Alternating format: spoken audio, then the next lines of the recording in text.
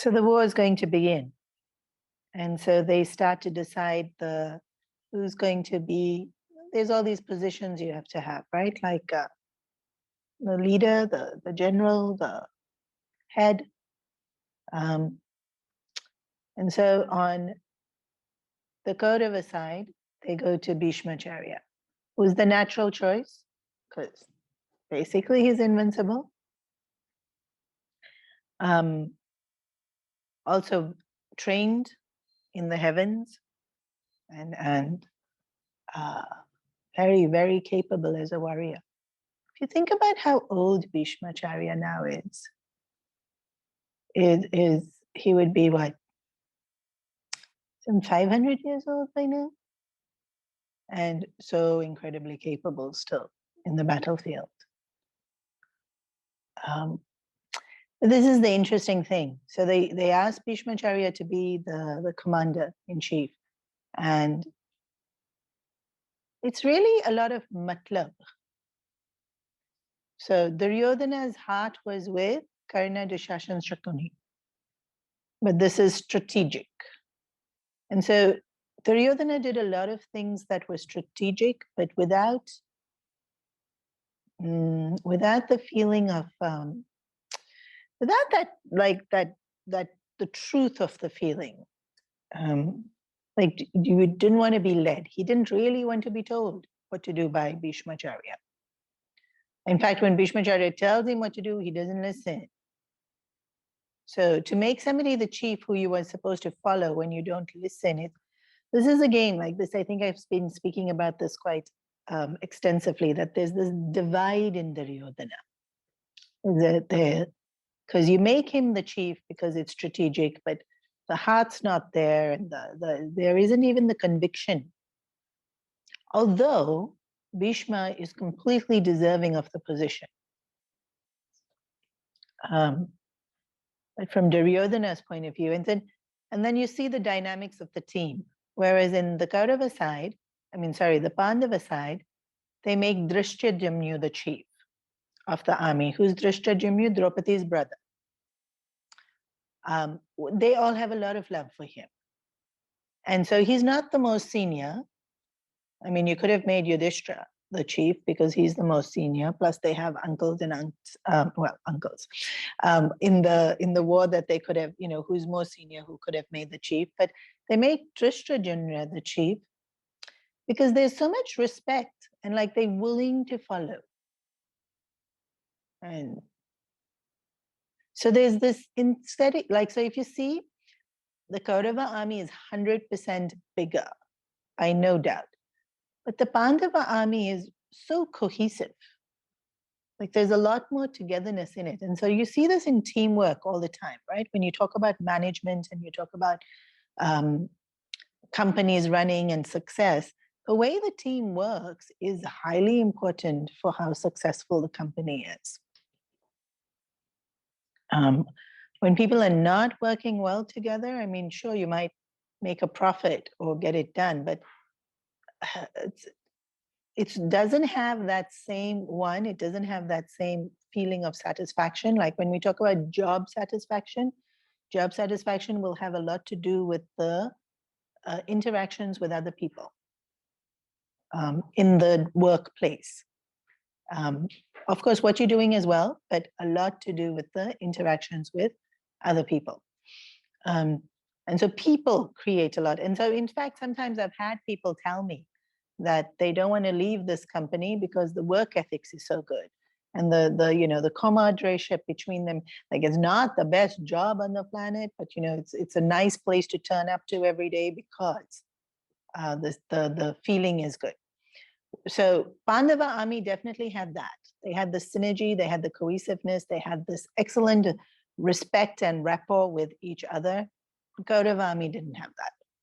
Kaurava army had size, they had power, they had strategy, but Bhishma is like so skilled, reverential, but they didn't want to.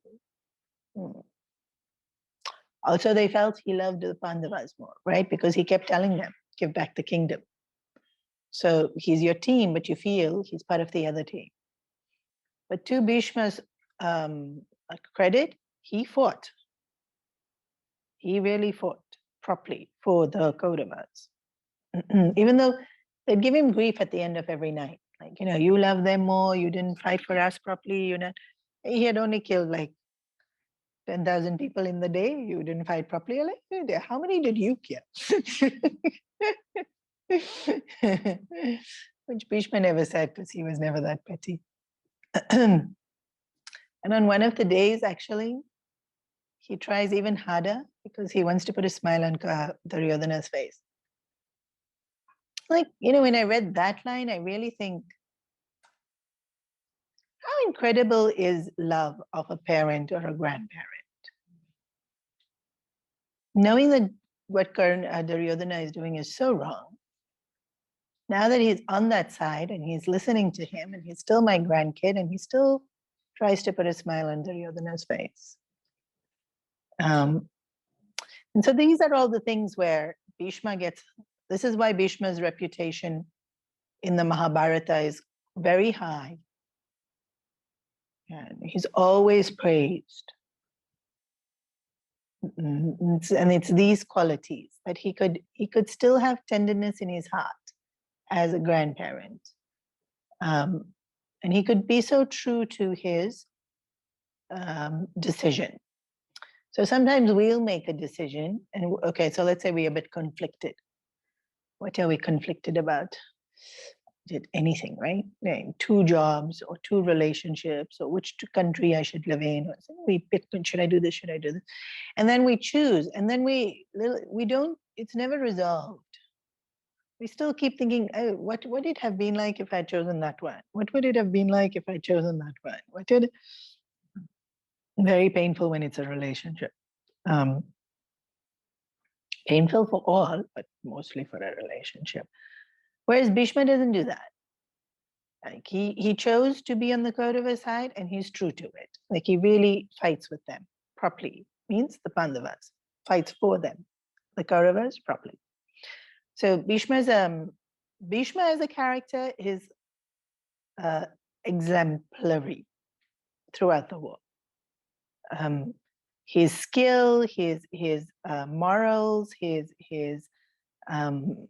advice, his conviction, his loyalty to Hastinapur and maintaining of his vow, all of it is amazing. And then, the minute the sun sets, because that's the rule of war in those days, that the minute the sun sets, all weapons are put down, and then they would walk across and hang with each other. Even that Bhishma did really, really well. Like every night people would go to his tent to seek advice or to seek solace, and he was available. And so not only did he fight the whole day, he worked all night, well, till they went to sleep. And so we see really Bhishma here. Like heroes of the Mahabharata, Bhishma is one of the heroes. Without doubt, Bhishma is one of the heroes. And this is what's so beautiful about the Mahabharata, that the heroes have flaws. Bhishma's flaw, how did he not see how horrid Duryodhana was?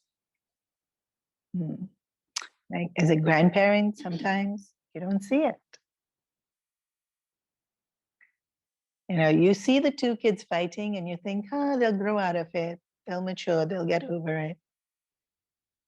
And so he knew Duryodhana was little jealous types. He knew Duryodhana was a little bit impulsive and a little bit reckless. He figured not so bad. Like all of us have our flaws. And that we all do this in a family, right? You have to accept the person even though they're not so perfect. And then of course everyone's perfect next to Yudhishthira. So of course, no one's going to look so good in front of Yudhishthira. So TK, we'll accept him for who he is. But because of that little bit complacency, he didn't realize just how bad Duryodhana is. And then when he does realize just how bad Duryodhana is, he gives him a full mouthful. And he really does like to rectify it. But it was unfortunately too late because the game of dice had already happened. And he was a little bit disappointing at the game of dice. No, sorry, he was a lot disappointing at the game of dice. But everywhere else in the Mahabharata, when you look at Bhishmacharya, he's amazing. He really, really is amazing. Somebody who could sacrifice that much. Somebody who is so, so, so loyal. Like loyal embodiment of loyalty is Bhishmacharya. Like loyal to the throne of Hastinapur, loyal to his father who's no longer there, loyal to his mother who's no longer there, loyal to Guru. Gurus are still there. His gurus were Brahaspati. Who gets to have Brahaspati as a guru? Like, that's just too cool. And the warrior guru, the secular guru, was Parshuram, an avatar. So his gurus were still with him. So Bhishma is in charge of the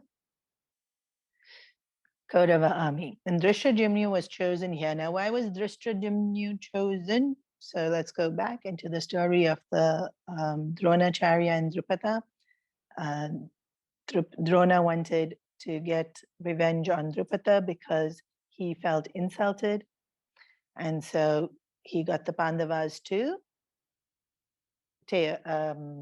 what's the kingdom? Capture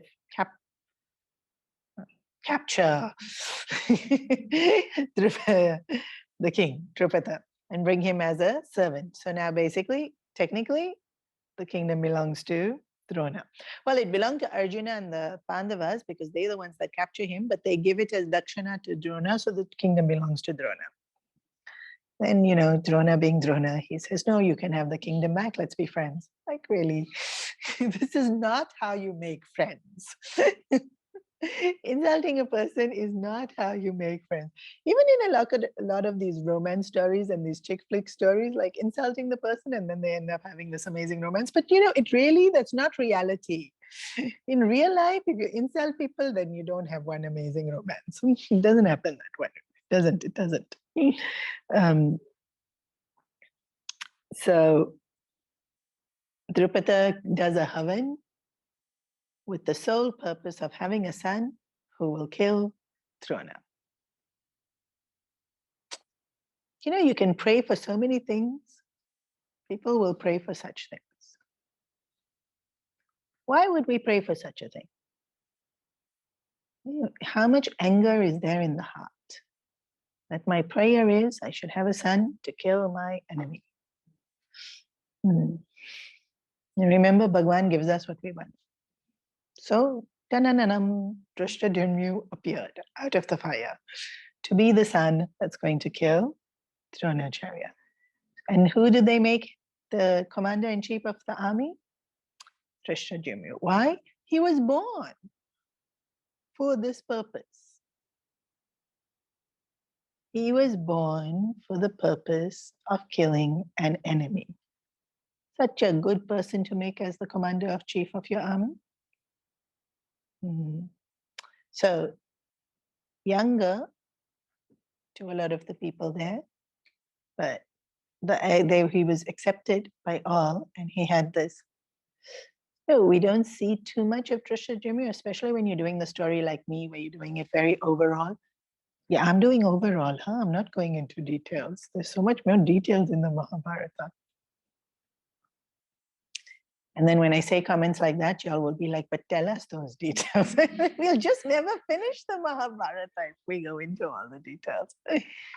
So Drishtadyumna was a very efficient kind of person. He was very thorough, very conscientious, very you start at A and you finish at Z. And he was that kind of a person, very systematic, very clean. And there's many different ways to do something. You don't always have to start at A and end at Z. And so some people, me, will read the last page of the book first. Start at Z. Why? There's no one way to do anything. See how what a strong feeling you'll have of right and wrong. So why do I read the last page of the book first? If anybody is going to die and I'm going to cry, I'm not reading this book. But if I read the last page first, I don't know the character and I don't cry. It's good, all good. Right? I have my system, my purpose, and it works. But other people will get so upset, like you're also upset that I read the last page first. There's no one way to do things. But Drishtadyumna was the type who would start at A and finish at Z. He was a very, again, makes a great leader. Yeah. When you have somebody who is a leader whose working style is a bit alternative or not mainstream, people get disorientated. So if you are such a person as a leader, have a personal assistant who starts at A and finishes at Z. There's always a way to do things.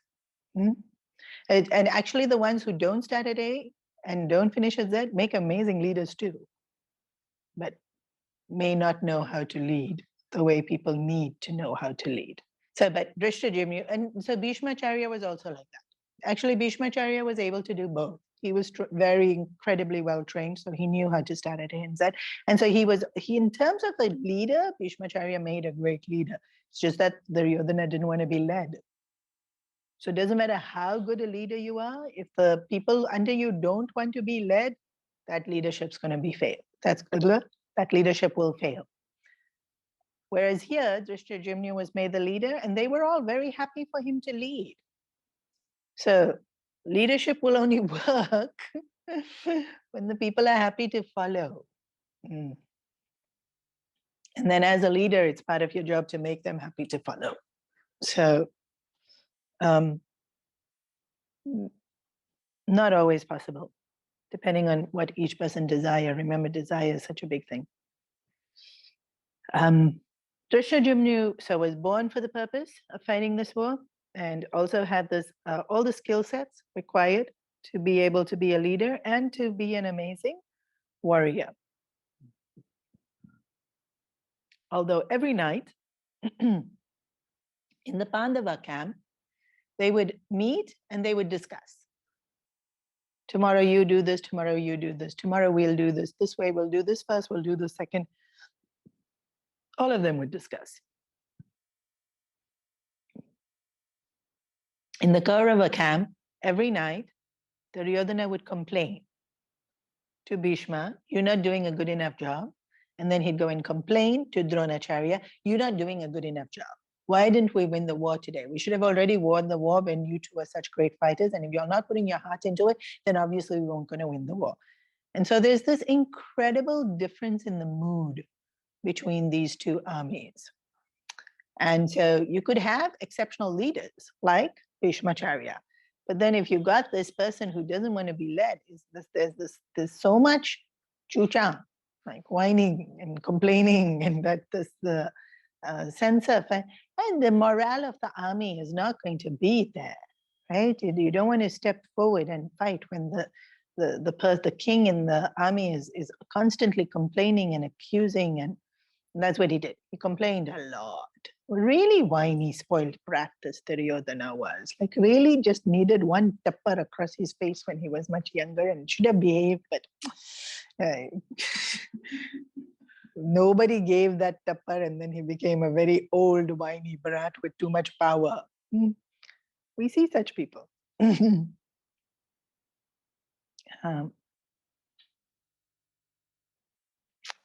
So war is starting. Then we chose the commander-in-chief.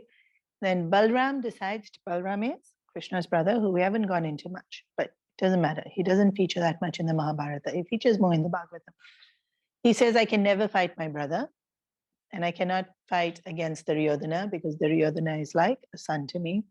And so he opts not to be a part of the war. Rukmini comes. There's this beautiful scene of Rukmini coming.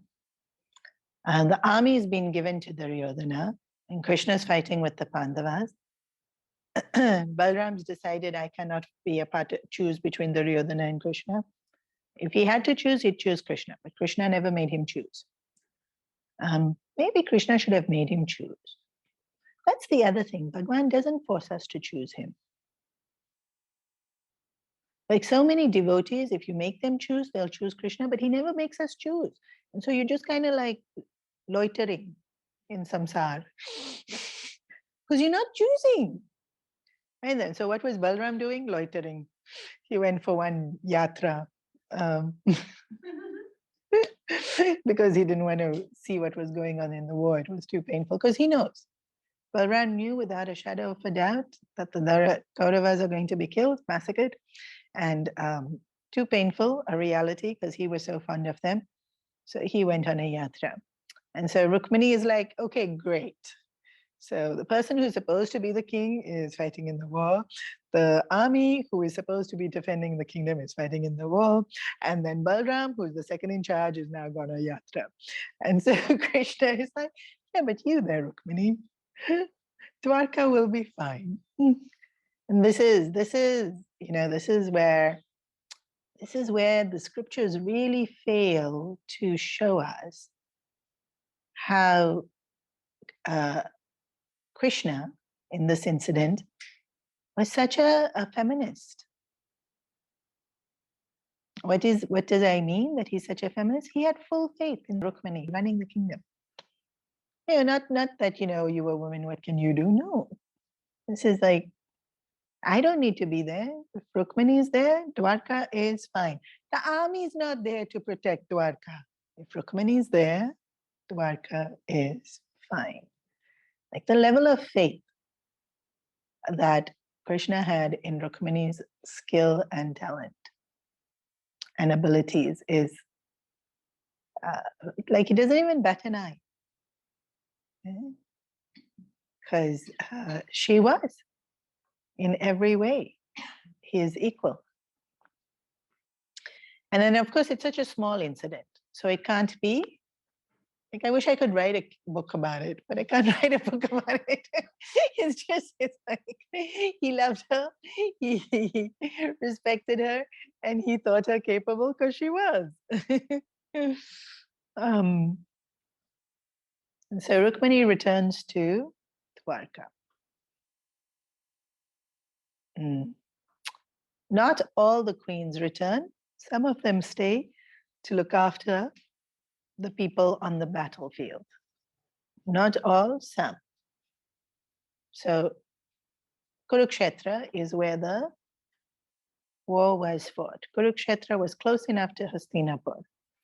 So a lot of them would come in the evening to visit the kings. The ones that were further away, of course, their wives did not come. So the war is happening on Kurukshetra. So Kurukshetra is still there today in India.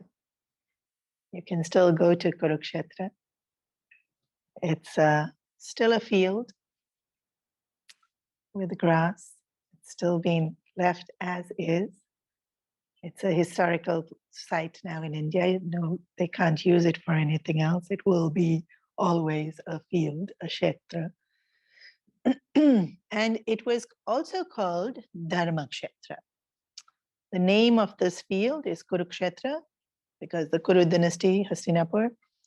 But it was also called Dharmakshetra because what was it used for? Havans, yagnas, yagas. For hundreds and thousands of years, it was used for worship. And now, today, it's getting used for war. It's actually really sad. That's a place which was so like almost sacred. And now there's going to be this war there. And that's why, if you remember Karna's description of his dreams, he saw that Krishna was offering into the fire of death and Arjuna was the ladle. So why? Because Kurukshetra was where Havans used to take place.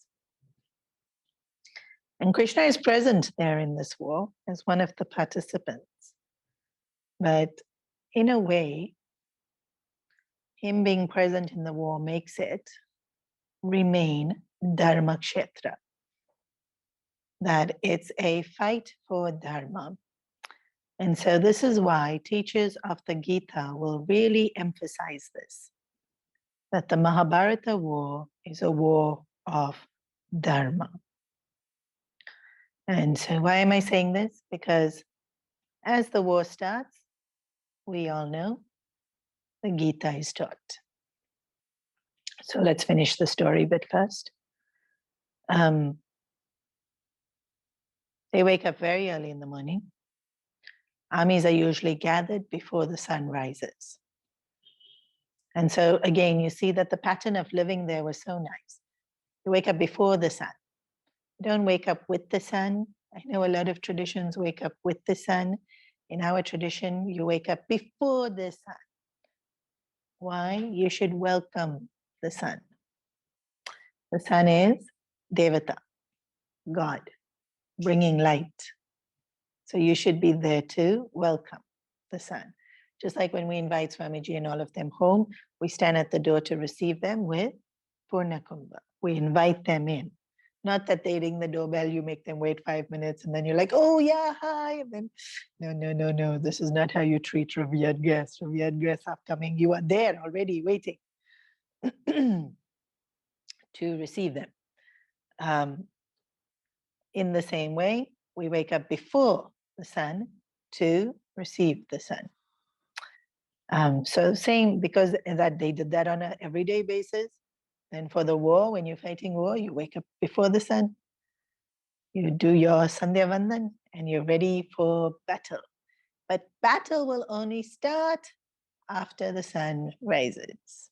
So I think around only after Brahma Muhurat can you start fighting. Brahma Muhurat is 3 to 6-ish. What do I mean by Brahma Muhurat? It's the most Brahma auspicious Muhurat time of the day.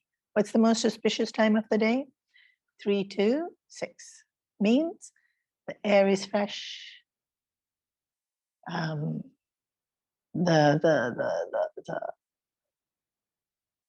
As per ecology, the earth is the most flourished.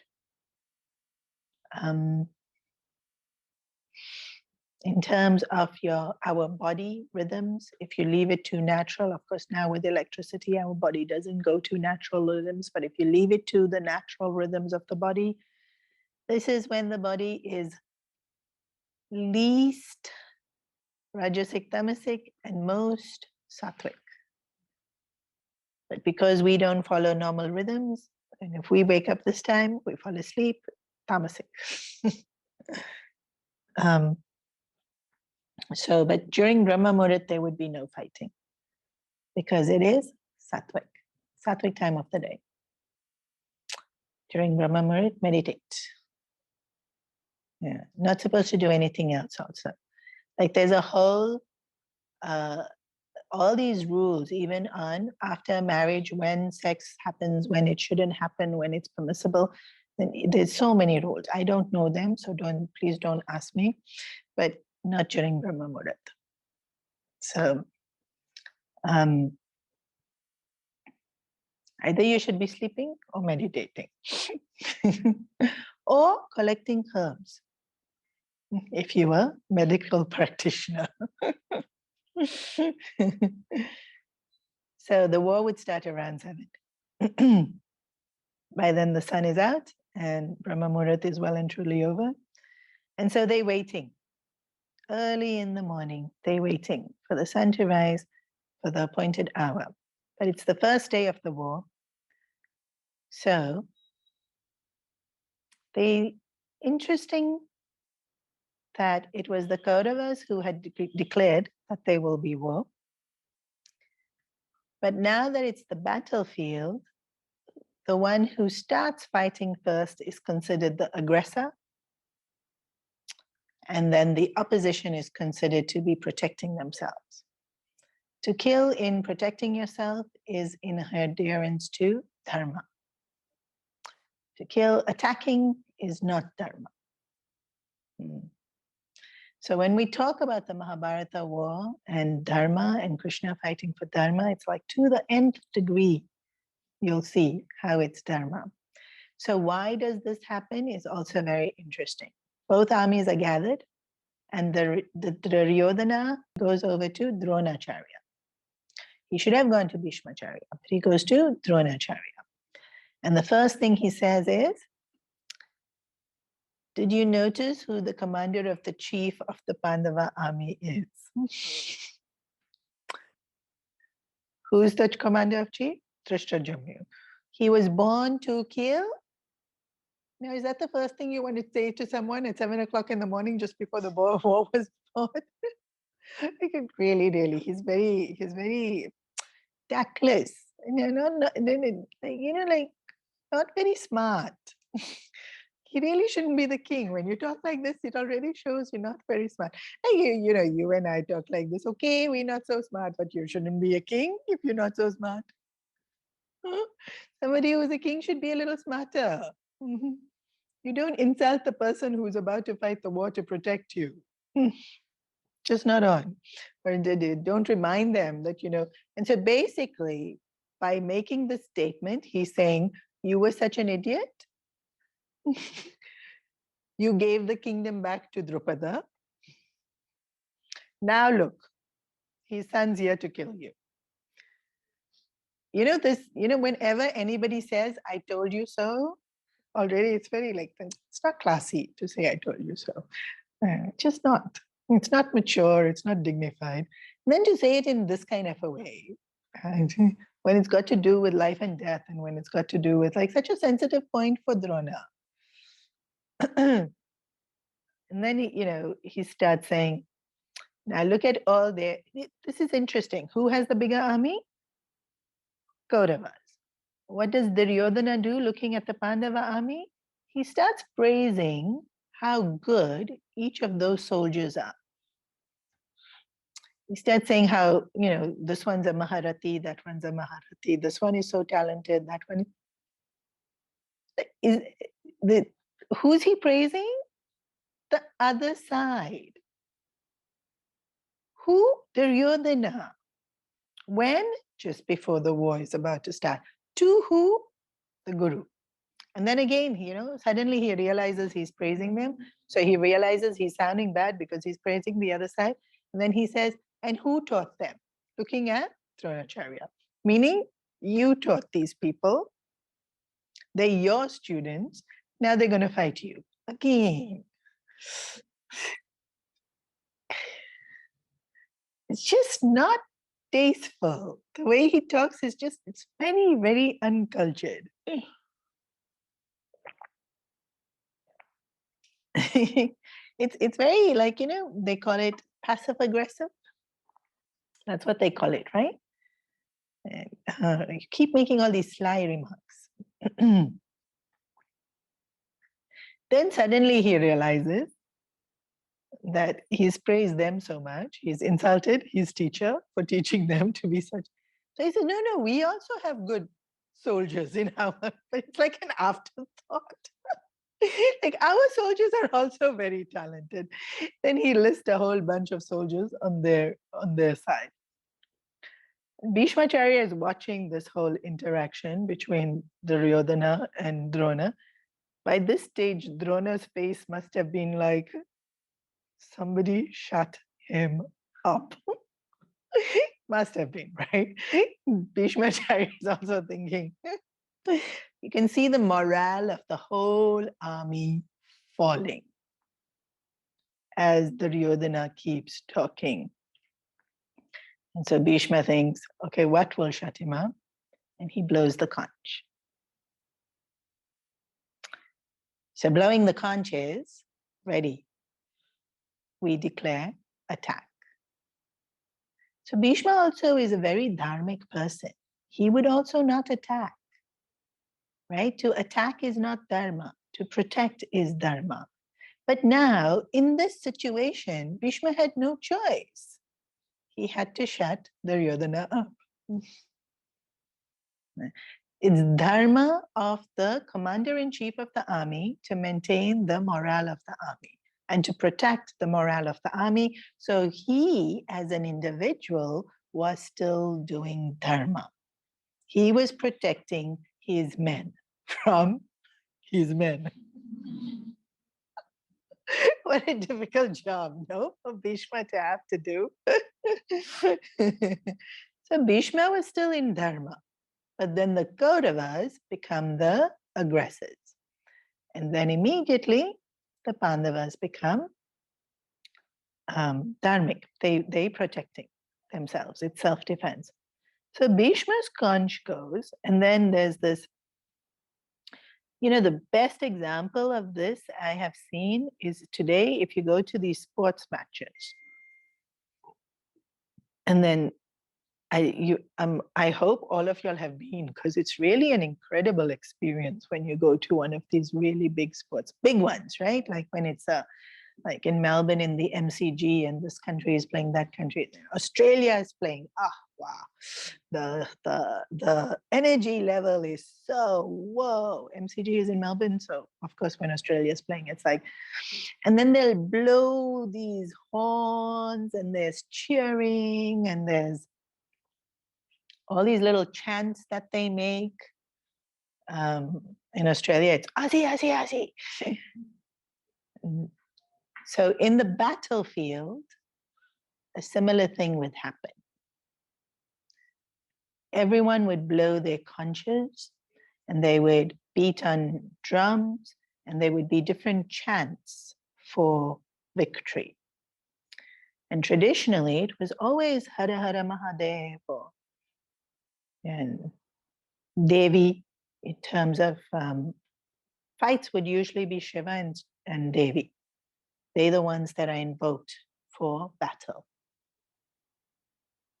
Kartikeya, also invoked for battle. Devi as Shakti and Shiva as the destroyer, definitely invoked. And so different, depending on which tradition you grew up in, you had their chants.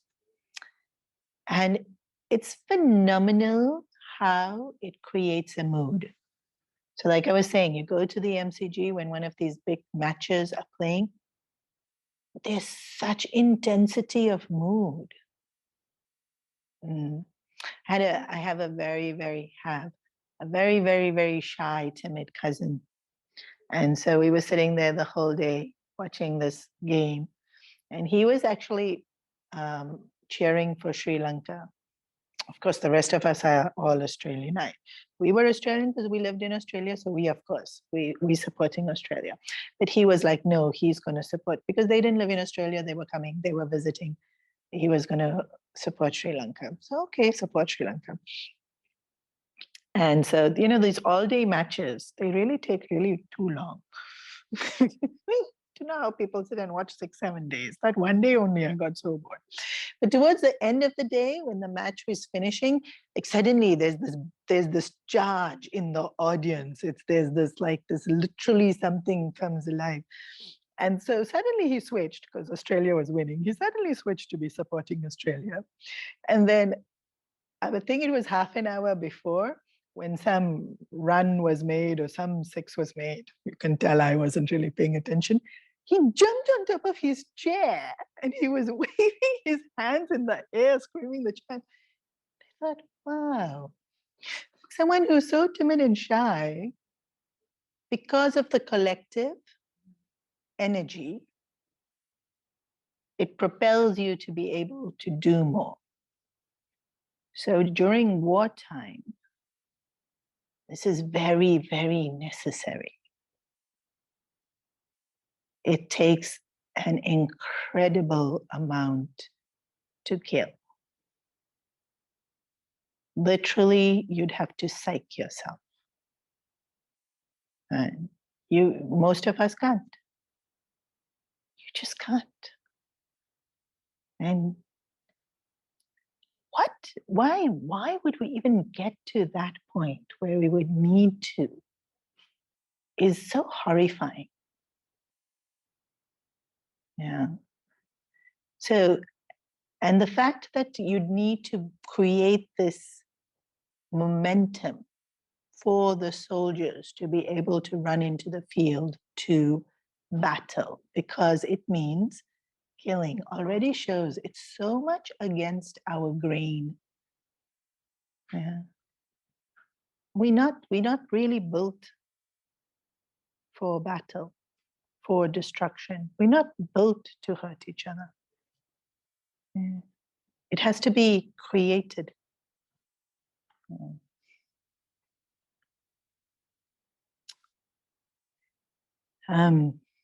So Bhishma blows his conch, and then so many conches. It would have been like one crazy,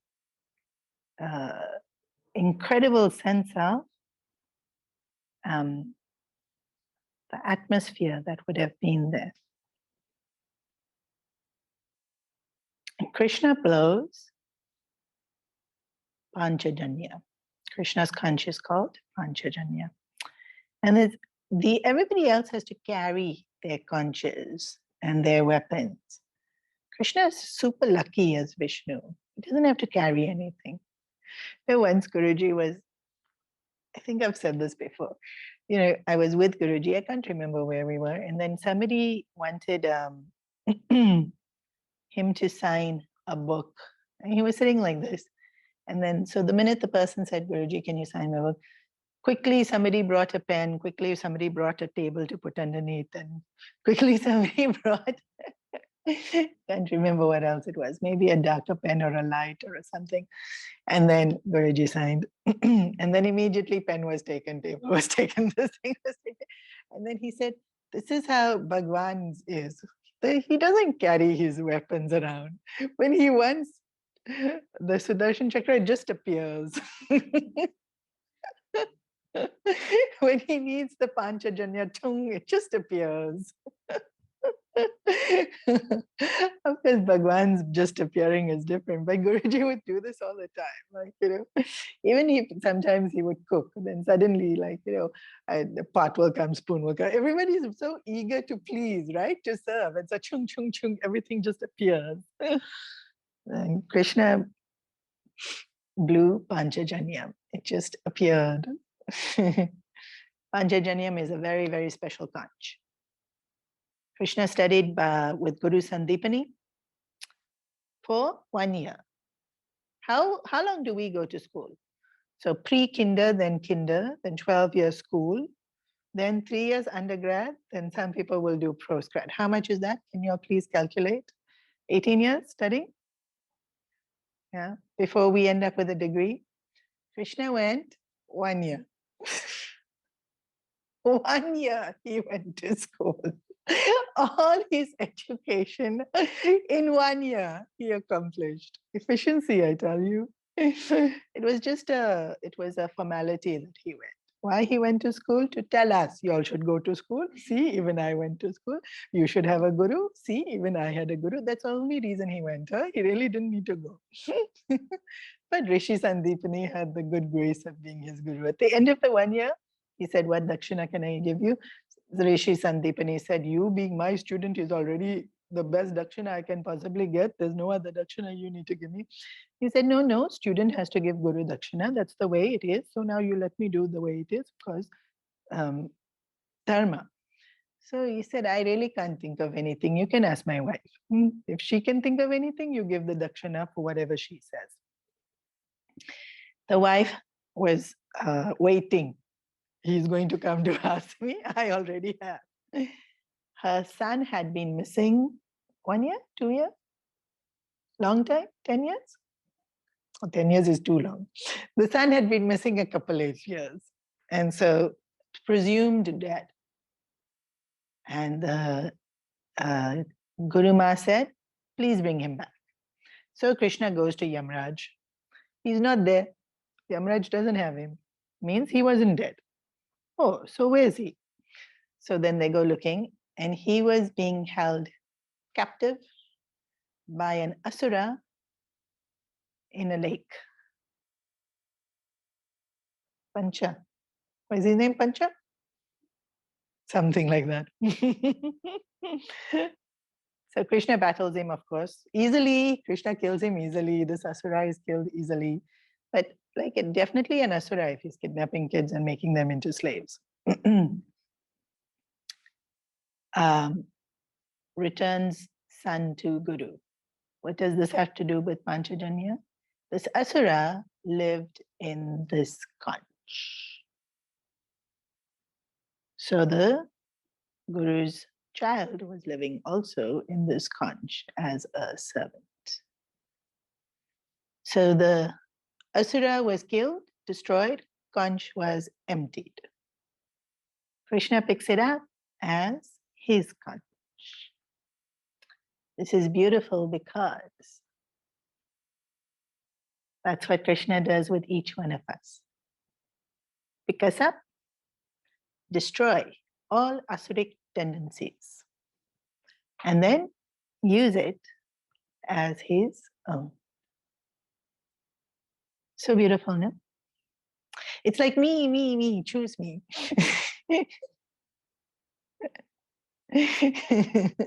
Please, please, please choose me. And then when he does choose us, he'll be like, no, ouch.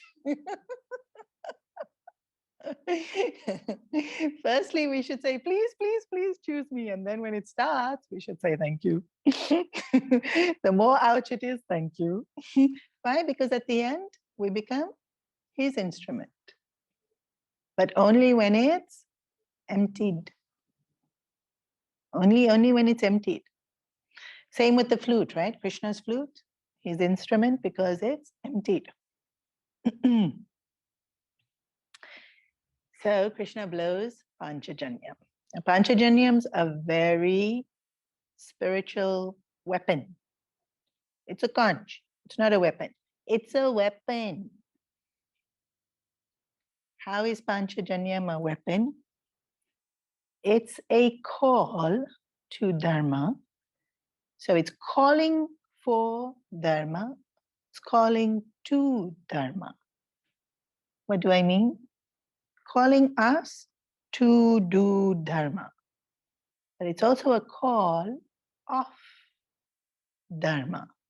Means now all laws will work. Laws are actions have consequences. Time for all consequences.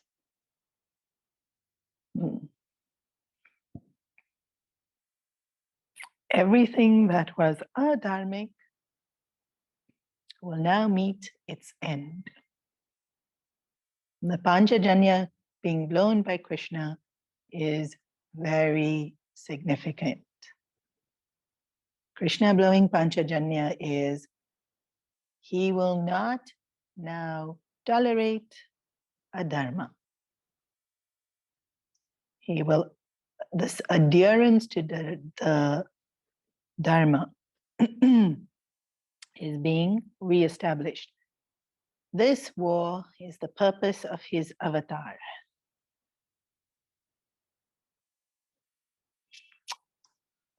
It's quite intense. Arjuna also blows his conch. Devadatta, Dhananjaya. His conch also has a name. Yudhishthira, Nakula, Sahadev, all of them blow their conches. This is in chapter 1 of the Gita. All the names of the conches and everything is being blown. Once the conches are being blown, Arjuna tells Krishna, take me into the middle of the battlefield. Sena yor ubayor matye. And Krishna says, okay. Because he's a chariot driver, he has to listen. He takes Arjuna into the middle of the battlefield and stops right in front of Bhishmacharya and Dronacharya. So the army was formed so that the Kauravas made the shape of an eagle because Bhishmacharya had said, then they'll see our power and our might, and we are on one hill, and there's a valley where the fighting will happen, and they are on another hill. And so it's like an eagle sweeping down to destroy its prey. That was the strategy that Bhishmacharya chose to start with on the first day of battle. Anticipating their strategy, Drishtadyumna prepared the Pandava army in the shape of a needle, because a needle can pierce through the eye of an eagle. All battle strategies are so intelligent, so poetic also, right? And so, what's the word? Strategy. It's very strategic. So Arjuna is behind in the needle. He's not in the front. So he couldn't see. That's why he said, take me into the middle. Now in the middle will be Bhishmacharya and Dronacharya. They will form the head of the bird. They're the main part of the bird, right? So Gurudev will say that purposely Krishna took him in front of those two people because that was his weakness. But he said middle. Krishna was just following instruction, middle only. Maybe Krishna was also strategic, maybe. Arjuna sees Bhishma and Drona. And remember the Dhritarashtra sent that message? Do you remember the Dhritarashtra's message? You're going to kill all the people that you love. What's the point of living after this war when you have killed all the people you have loved? Ouch.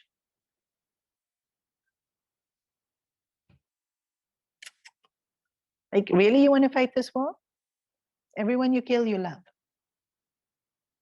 Then afterwards, even if you live, what's the point of living? We all nodding, right? Now imagine if this is sitting on the back of your head. And then you look up at the people you love. I had mentioned this when I said the message from the Dhritarashtra. It didn't work on Yudhishthira. Do you know why it didn't work on Yudhishthira? Yudhishthira did everything possible that this war didn't happen. There was 0 iota of guilt in Yudhishthira. 0, 0, 0. He put Draupadi to hell and back to avoid this war. He was not going to feel guilty. 0, 0, 0 regret in Yudhishthira. I did the wrong thing. Maybe I should have done this. Maybe I could have done more. Maybe I could have done better. No, 0, 0, 0. He really did everything he could do. So this message will not touch Yudhishthira. When you follow Dharma, Dharma protects you. Dharma protects Yudhishthira. This message does not hurt Yudhishthira. Who has it hurt? Arjuna. Why? Was he adharmic? No, he wasn't adharmic. He wanted the war.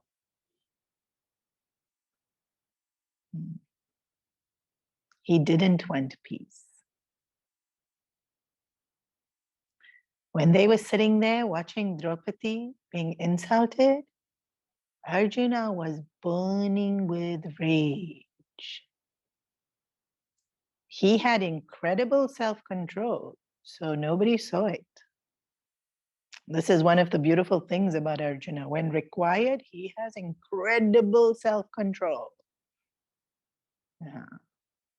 So nobody saw his rage.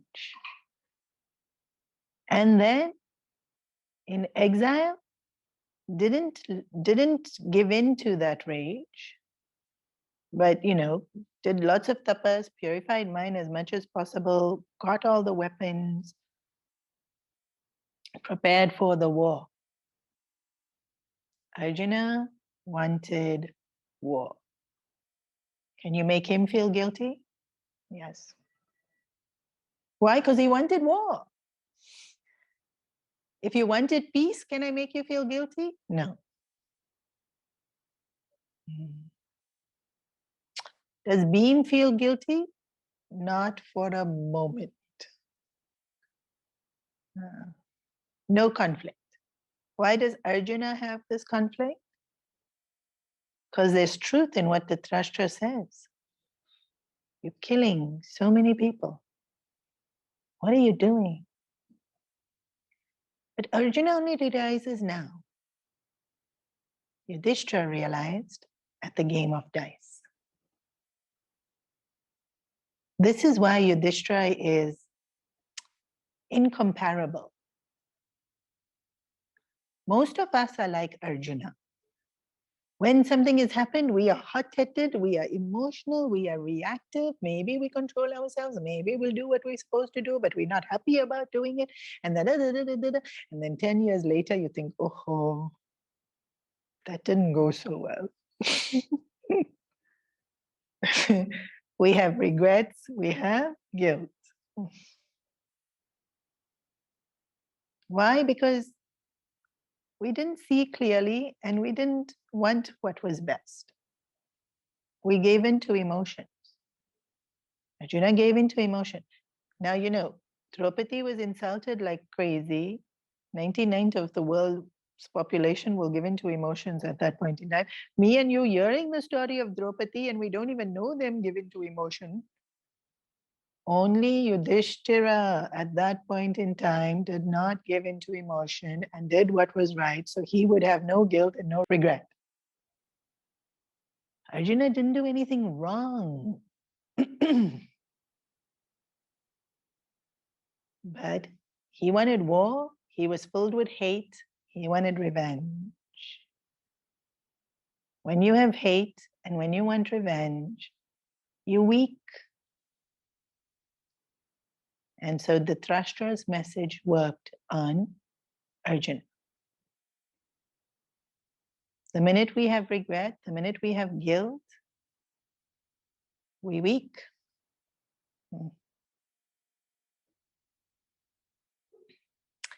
So he has full-fledged anxiety attack. Today people use this word so lightly, huh?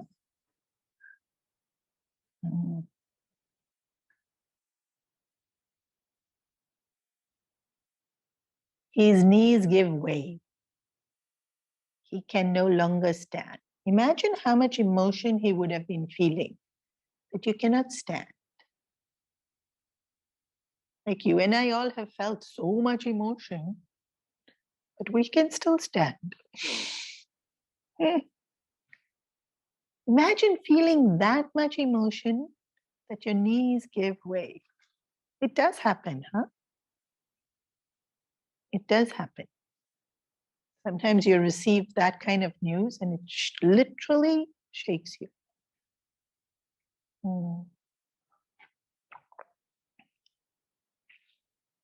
He breaks out into a sweat and he's shivering and his throat is parched and his eyes are streaming with tears. He looks up at Krishna and says, "You think it's better we don't fight? You think it's better we go back to the forest and live on arms? Bhiksha." You know, when they were living in the forest, they didn't live on alms. They had that special dish given to them. They never begged. So interesting here that he said, go and live as beggars. Better we go and live as beggars than to fight this war. That's definitely emotional thinking. There is in no parallel universe or no scenario in any kind of dimension where Arjuna can live as a beggar. Just won't happen.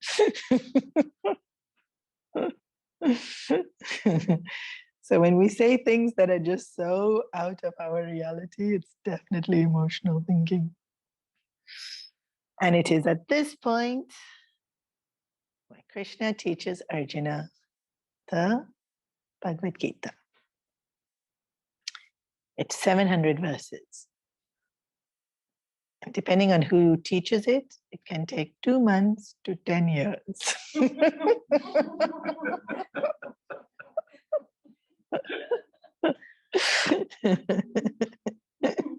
It's a weekly class. If I did every day, I'd finish quicker. Plus, I have to travel so much. It takes 10 years.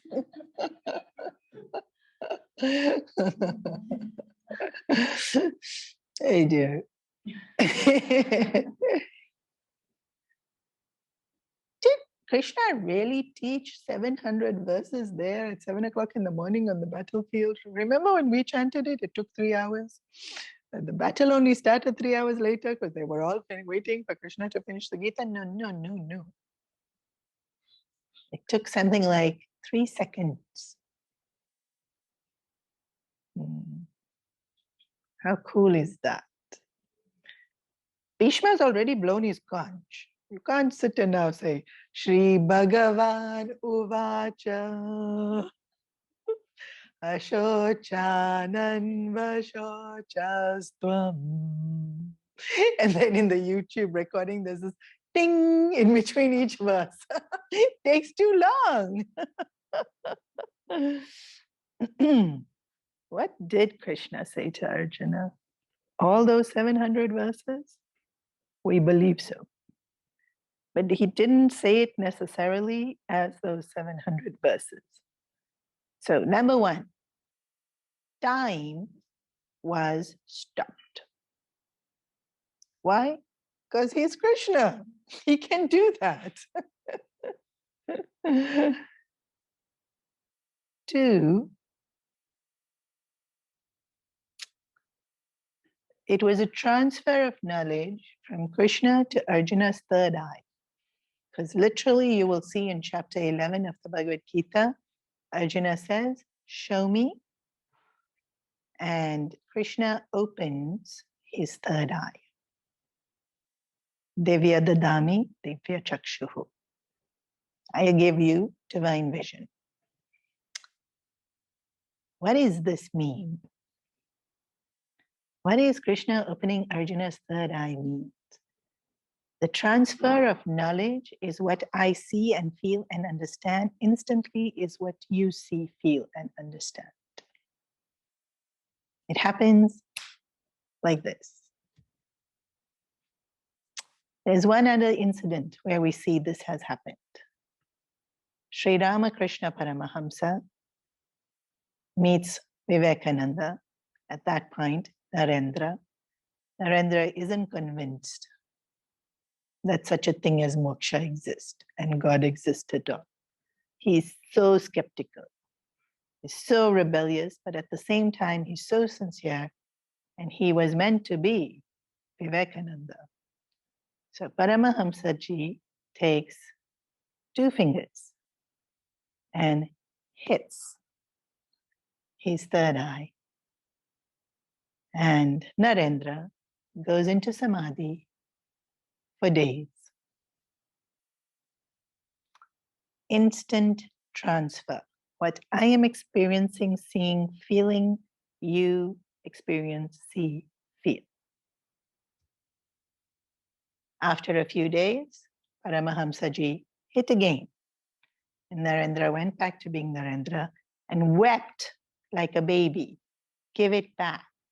How can you take it away? And Paramahamsa ji says, you didn't earn it. That was mine. Now you work and earn it. But the key I have kept in my pocket. So you will only experience it now when I decide. Most people want Guru to do this. Can you please touch me so I can also go into samadhi? Gurudev would answer, you are no Vivekananda. It won't work on you. How do you know? Will you be able to give your key to Guru to keep? Means now what Guru says you do? Then maybe. If that level of surrender is there, maybe. You nodding, huh? But Vivekananda's sister died of poverty. And he had to accept. Surrender. So, Divya Chakshu. The Gita happened in 3 or 4 seconds. Because of Divya Chakshu. Krishna didn't have to sit and explain hour after hour, week after week. It was given instantly. Why? Battlefield. Conch had already been blown. Krishna needed Arjuna to be his instrument.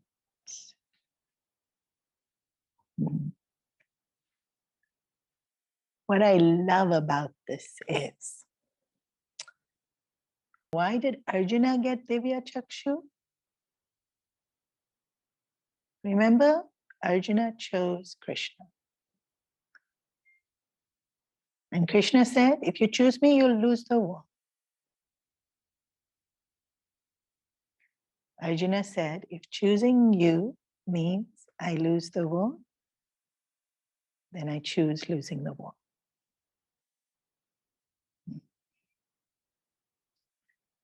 Was he a fit instrument?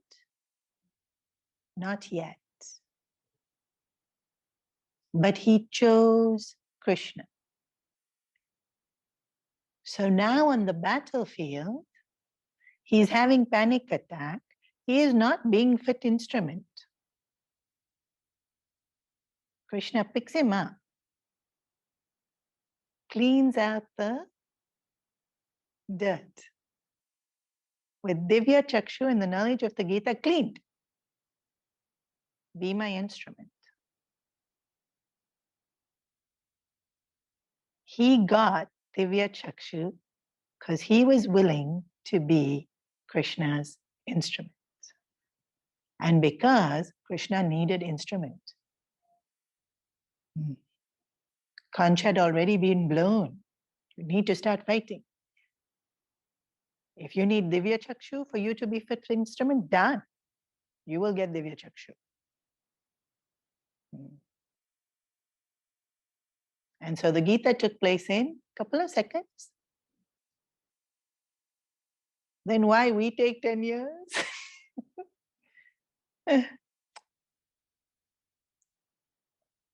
We also getting Divya Chakshu one day. But we're not able to digest it.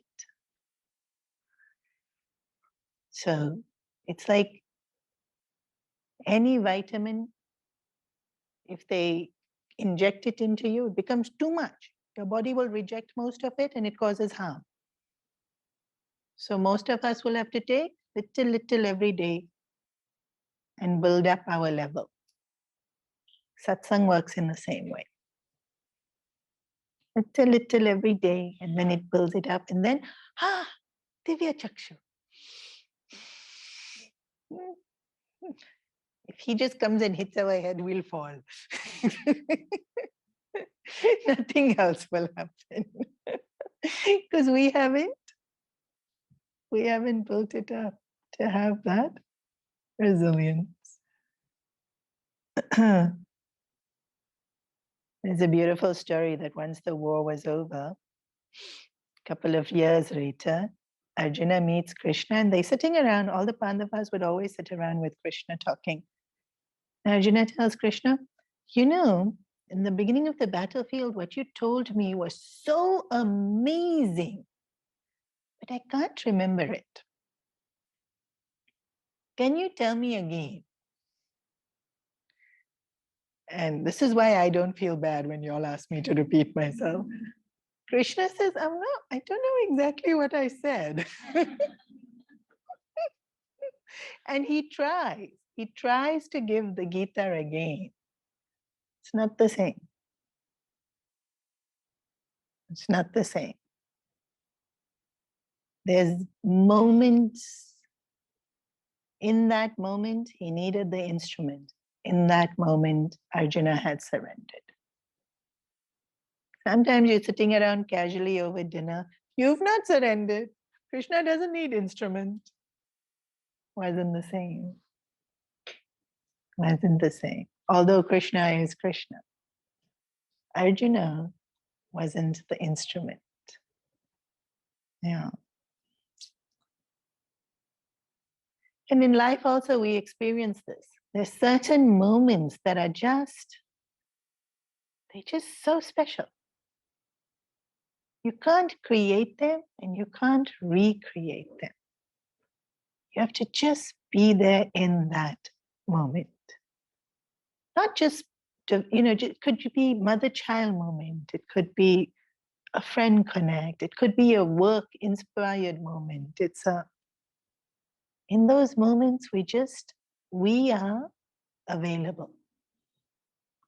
And divinity flows through us. They can't be recreated.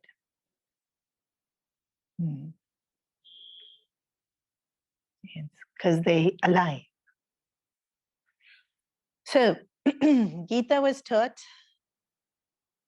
and what the Gita taught in that, what Krishna taught Arjuna in that moment before the war was fought, is how each one of us have to live our life so that Dharma can protect us. How to live so that Dharma protects us?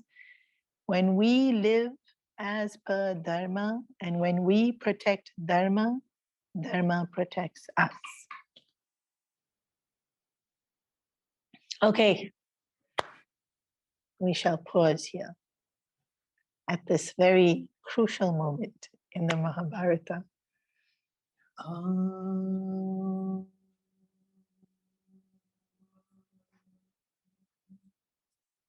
Sarve bhavantu sukhino, sarve santu niramaya, sarve bhadrani pashyantu, ma kaschit dukhabhag bhavet, asato ma satgamaya, tamaso ma jyotirgamaya, mrityorma amritam gamaya. Om Purnamada Purnamidam Purnamudachyate Purnasya Purnamadaya Purnamevavashishyate. Om Shanti Shanti Shanti. Hari Om Shri Guru Hari Om.